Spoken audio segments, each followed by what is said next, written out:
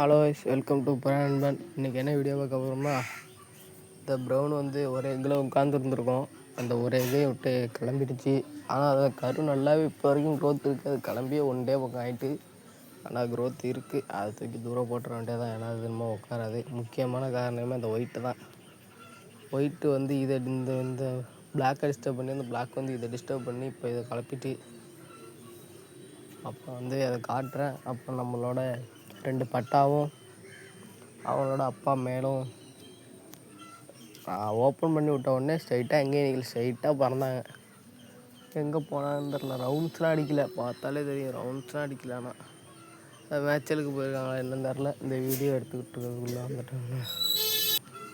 எடுத்துக்கிட்டு இருக்கிறதுக்குள்ளே வந்துட்டாங்கன்னா அவங்கள காட்டுறேன்.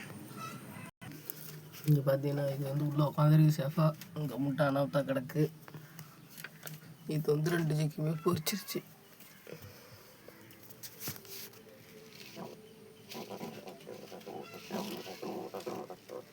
பார்த்தாலே தெரியும் 2 ஜிக்குமே பொரிச்சிட்டாங்க.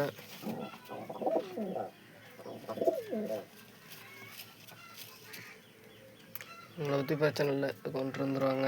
இவங்க வந்து இந்த முட்டையில் ஒரு வேளை உட்காந்துருந்தா இன்னொரு 2 டேஸ் 3 டேஸ் பக்கம் எக்கு பொரிச்சிருக்கும். இவங்களுக்கு வந்து ஒரு 8 இல்லை 9ஆம் தேதி தான் பொரிப்பாங்க. அதெல்லாம் உங்களுக்கு வீடியோ அப்லோட் பண்ணுறேன்.